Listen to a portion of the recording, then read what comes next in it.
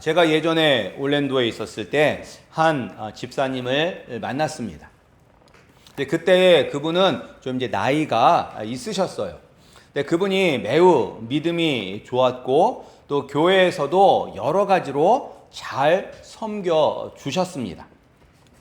그래서 저는 당연히 젊었을 때에도 믿음이 있었을 것이라고 생각을 했었는데 놀랍게도 그분이 젊었을 때에는 예수님을 믿지 않았다라고 합니다.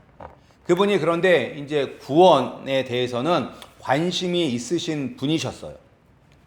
그런데 왜 구원에 대해서 관심이 있었는데도 불구하고 젊었을 때 예수님을 믿지 않았냐면 그 이유는 구원을 얻는 길이 너무나 쉬웠기 때문에 믿지 않았다라고 이야기를 하셨어요.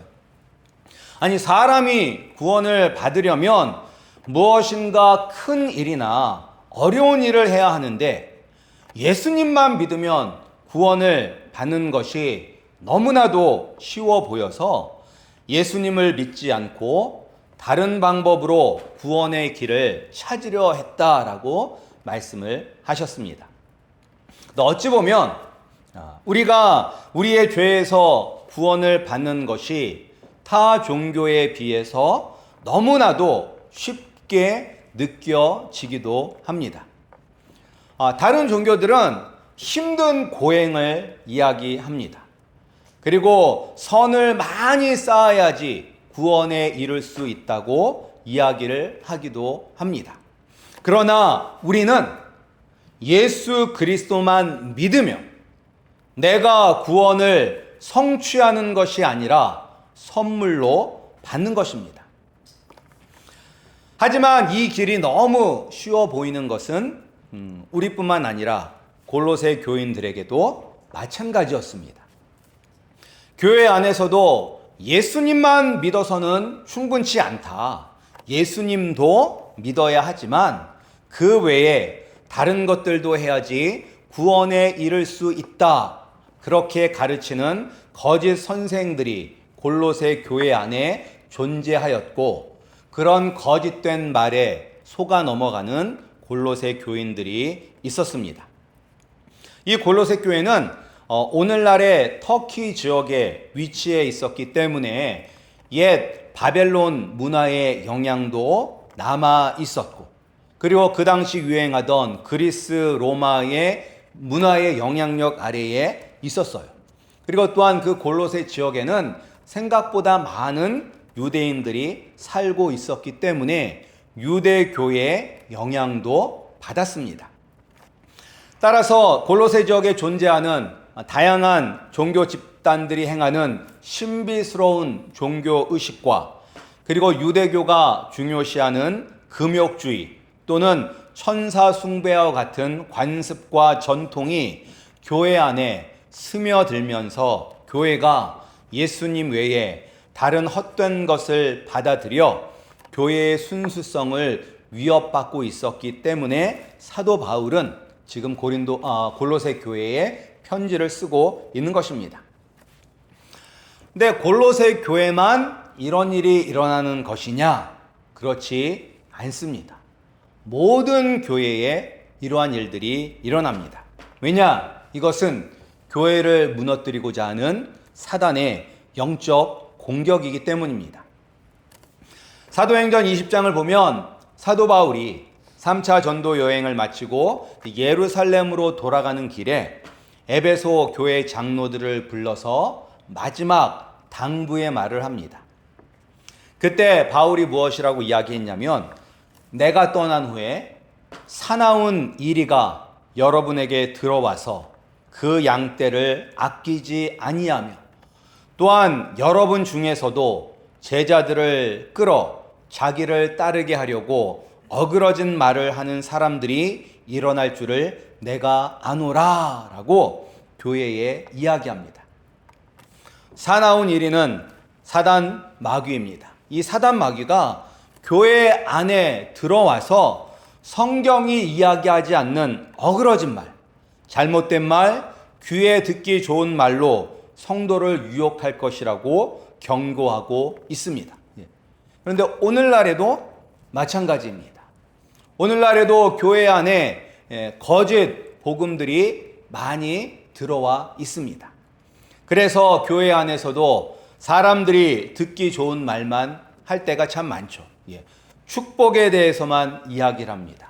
성공에 대해서 이야기하고 세상의 안락함에 대해서 이야기합니다. 그러나 죄에 대해서 이야기하지 않습니다. 우리가 죄인이라는 것을 깨닫게 하고 우리가 회개해야지만 하며 또한 예수 그리스도를 위하여 희생해야 된다는 이야기는 하지 않습니다. 왜? 사람들이 싫어하기 때문입니다. 이러한 것들이 어그러진 말로 하나님의 백성들을 하나님의 품에서 벗어나게 하려는 사단의 공격인 것입니다. 이러한 공격 때문에 지금 골로새 교회가 어려움에 처해져 있습니다. 이때 사도 바울은 이야기합니다. 우리가 구원받기 위해서는 다른 어떤 것도 필요하지 않다. 오직 예수 그리스도 한 분만으로 우리의 구원은 충분하다. 예수님의 우월성에 대해서 이야기하고 있습니다. 오늘 본문에 나온 예수님의 우월성은 두 가지 부분에서 예수님의 그 탁월함에 대해서 이야기하고 있습니다. 첫 번째는 예수님은 모든 만물을 지으시고 다스리는 창조주시라는 점에서 탁월하시고, 그리고 예수님은 우리의 죄의 문제를 해결하시는 유일한 구원자라는 것에 대해서 사도 바울은 이야기합니다. 예수님은 모든 만물의 창조주이시고 만물을 보존하시고 유지하시고 다스리는 분이십니다. 근데 예수님이 어떻게 창조주가 되시냐면 오늘 본문 15절에 보면 나와 있습니다. 오늘 본문 15절 말씀을 우리 다시 한번 함께 읽어보겠습니다. 본문 15절 말씀입니다. 본문 15절 말씀 우리 함께 읽겠습니다. 시작. 그는 보이지 아니하는 하나님의 형상이시오 모든 피조물보다 먼저 나신 이시니. 아멘. 오늘 예수님은 보이지 아니하는 하나님의 형상이다. 그리고 예수님은 모든 피조물보다 먼저 나신 이다 라는 이 뜻은 무엇이냐면 예수님이 곧 하나님이시다. 예수님이 하나님이시기 때문에 이 온 세상을 창조하신 창조주이시다. 요한복음 14장을 보면 예수님의 제자인 빌립이 하나님 아버지를 보여달라고 이야기합니다. 그때 예수님이 뭐라고 말씀하셨냐면, 빌립아, 내가 이렇게 오래 너희와 함께 있으되 내가 나를 알지 못하느냐? 나를 본 자는 아버지를 보았거늘 어찌하여 아버지를 보이라 하느냐라고 말씀하십니다. 그 말은 무엇입니까? 내가 곧 하나님이다. 나를 본 사람은 하나님 아버지를 본 것과 마찬가지다라고 말씀하시는 것입니다.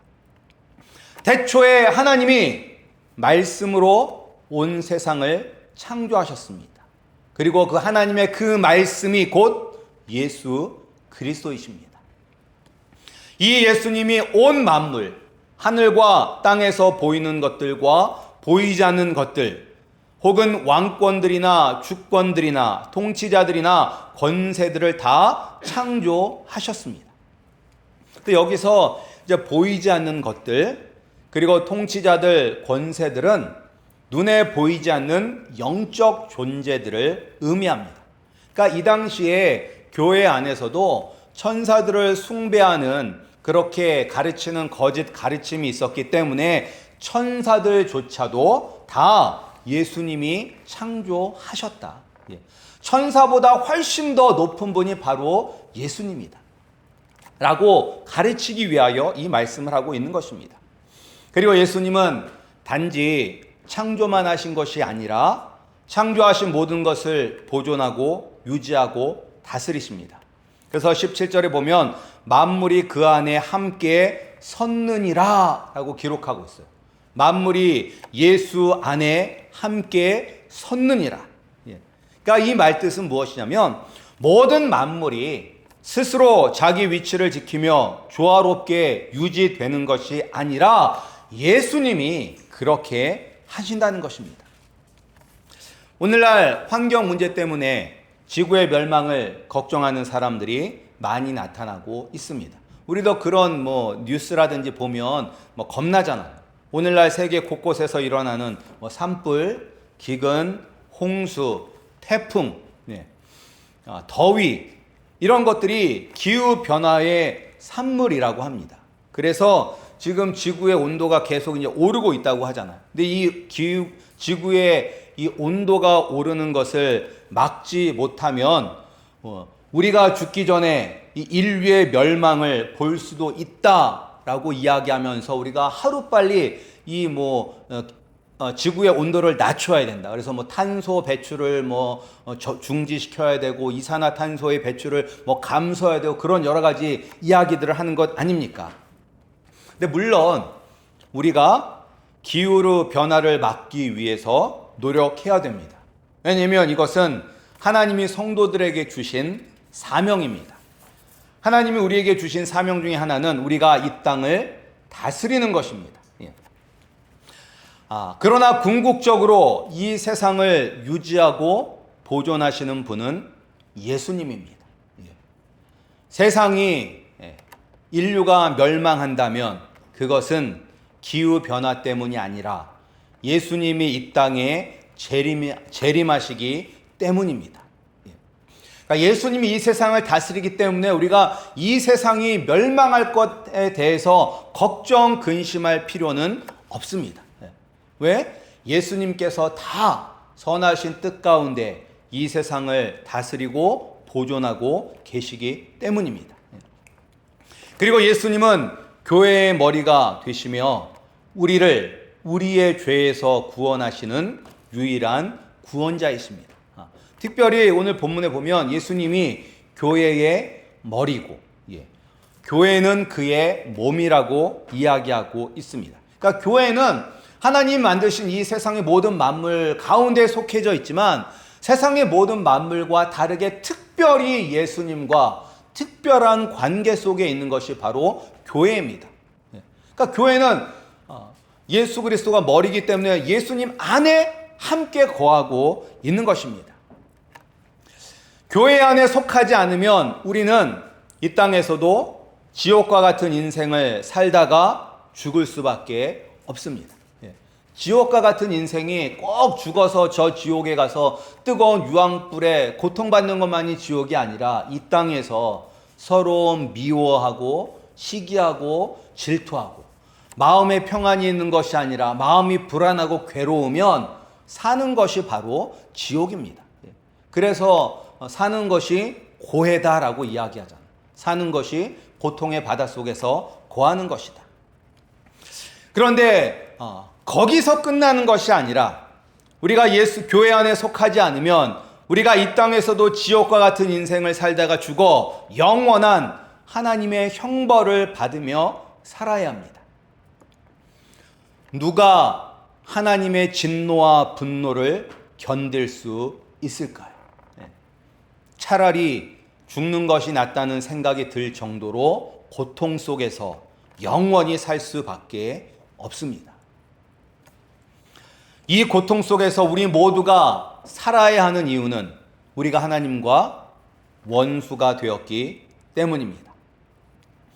하나님이 우리를 창조하셨을 때는 목적이 있죠. 아무 목적 없이 만드시지는 않죠. 그 목적은 우리가 하나님 안에서 하나님을 신뢰하고 하나님의 뜻 가운데 순종하며 사는 것입니다. 그런데 내가 내 뜻과 내 마음대로 살고자 하나님을 떠났어요. 이것이 하나님을 향한 반역입니다. 근데 왜 그렇게 했느냐?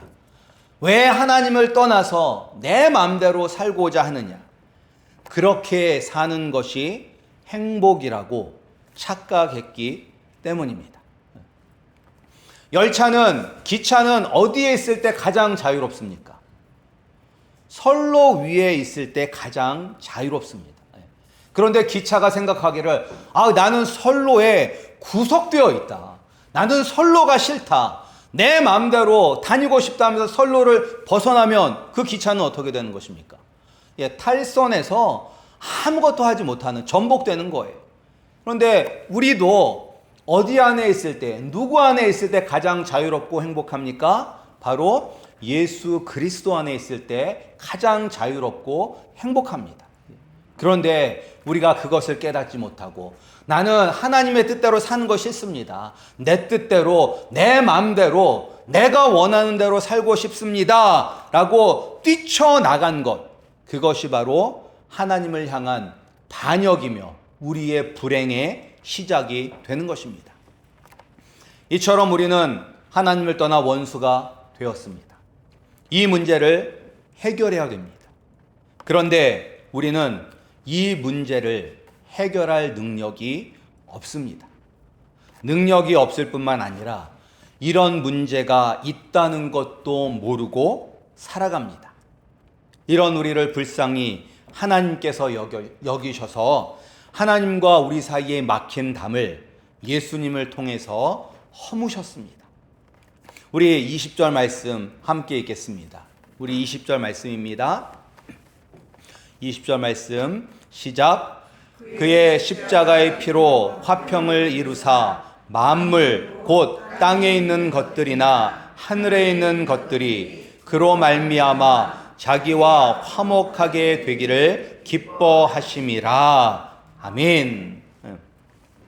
하나님과 원수되었던 우리의 관계를 회복하시기를 누가 원하셨느냐? 하나님 아버지께서 원하셨습니다. 우리가 원한 게 아니라 하나님께서 원하셨어요.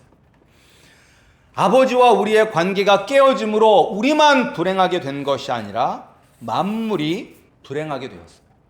그래서 로마서 8장을 보면 인간 외에 다른 모든 피조물들도 이제까지 다 함께 탄식하며 함께 고통을 겪고 있다라고 이야기합니다. 하나님과 사람과 피조물과의 관계를 회복시키기 위해서 예수님이 십자가에서 죽으셨습니다. 우리가 받아야 할 하나님의 진노와 저주를 예수님이 십자가에서 당하시고 죽으심으로 우리가 하나님께 나아갈 길을 열어주시고 무너진 관계를 회복시켜 주셨습니다. 그런데 예수님이 누구십니까? 우리가 앞에 보면 예수님은 우리의 구원자이실 뿐만 아니라 예수님은 온 만물을 창조하시고 보존하시고 유지하시는 창조주이십니다. 예수님은 온 우주를 만드신 분이십니다. 이 우주가 얼마나 큰지 우리는 알 수 없습니다. 과학자들은 이야기합니다. 지금 이 순간에도 우주는 계속 팽창하고 있다. 그래서 지금 우리가 가지고 있는 기술의 수준으로 우리가 관측할 수 있는 우주의 크기는 469억 광년이다. 그러니까 빛의 속도로 469억 년 동안 날아가야지만 이쪽 끝에서 저쪽 끝까지 닿을 수가 있는 거예요. 빛의 속도로 465억 광년. 그러니까 이 우주가 얼마나 크다는 것입니다. 이 큰 우주를 창조하신 분이 바로 예수님이십니다. 그렇다면 이 거대한 우주에서 우리는 어떤 존재일까요? 이 거대한 우주. 우리는 정말 너무나도 하찮은 존재입니다. 먼지보다 못한 존재입니다. 그런데 이 온 우주와 세상을 창조하신 예수님이 자신이 창조한 먼지보다 못한 우리를 생각하시고 우리를 불쌍히 여겨주시고 우리를 구원하기 위해서 죽으셨습니다. 이게 말이 되는 이야기입니까? 이게 말이 돼요? 아니 누가 자신의 집에 있는 먼지를 위해서 죽겠습니까? 아니면 우리가 벌레만도 못한 인간이라고 우리가 이제 복음성가에 이렇게 나오잖아요. 그 말에 따르면 아니 누가 자신의 집에 있는 벌레를 위해서 죽겠습니까? 우리는 하나님을 향해 나는 하나님이 싫어요. 나는 내가 하고 싶은 대로 내 마음대로 살래요. 난 하나님이 필요 없어요 라고 반역하는 우리를 위해 예수님이 죽으셨습니다. 이렇게 나를 사랑하시고 나를 생각하십니다. 따라서 먼저 예수님을 믿으시기 바랍니다. 그리고 예수님을 믿으셨다면 예수님만을 의지하며 사시기 소원합니다. 우리가 이 세상을 살아가면 걱정, 근심할 일이 참 많습니다. 아니 90 먹은 어머니가 60, 70 먹은 아들 나갈 때 야, 차 조심해라 라고 이렇게 말씀을 하신대잖아요. 그냥 부모님의 입장에서는 자녀들이 아무리 커도 물가에 내놓은 어린 아이 같아서 항상 근심하고 걱정하시잖아요. 근데 그런 근심 걱정 말고도 우리가 이 세상을 살아갈 때 참 걱정하고 근심할 일이 많은데 그때마다 우리는 기억해야 합니다. 예수님께서 말씀하셨습니다. 오늘 있다가 내일 아궁이에 던져지는 들풀도 하나님께서 이렇게 입히시거든 하물며 너일까 보냐 믿음이 작은 자들아. 들판에 피는 이름 없는 꽃도 보살피시는 창조주이신 예수님께서 우리를 살리기 위하여 죽으셨습니다.